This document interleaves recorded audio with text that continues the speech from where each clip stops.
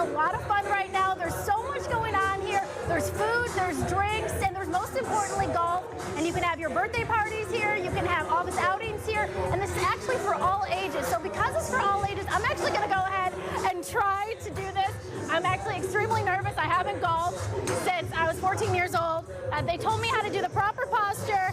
All right. I'm nervous. Okay. Okay. Woo! All right, so when you're doing your score, you can check for your score right over here. And so I made the red and the yellow, so that's something that is an accomplishment, I will say. But they're going to release when they open on Mondays, so be sure to look out for that. But for now, back to you guys.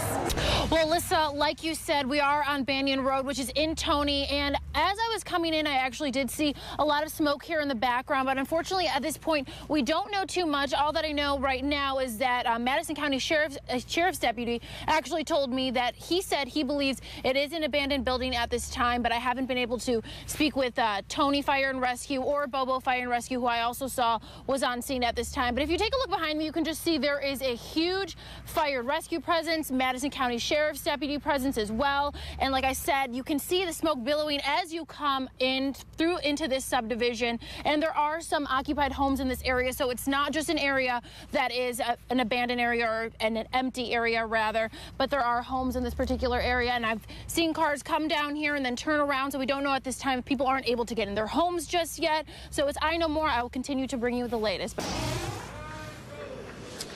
Well, Huntsville police have been pretty tight-lipped this evening as they continue their investigation here right now.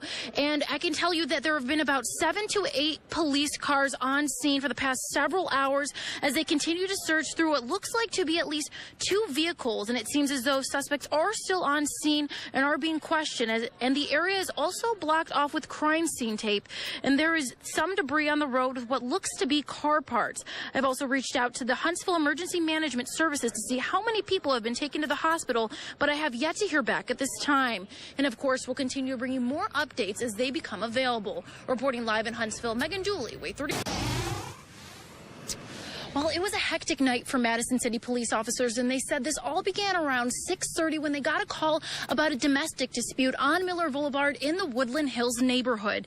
Now, they say that's when police say the suspect took off and backed into a police vehicle, which is when a chase throughout the neighborhood began. During that chase, the suspect backed into another officer's vehicle, and that particular officer did fire several shots at the suspect. The suspect then jumped from his car and took off on foot before police caught him.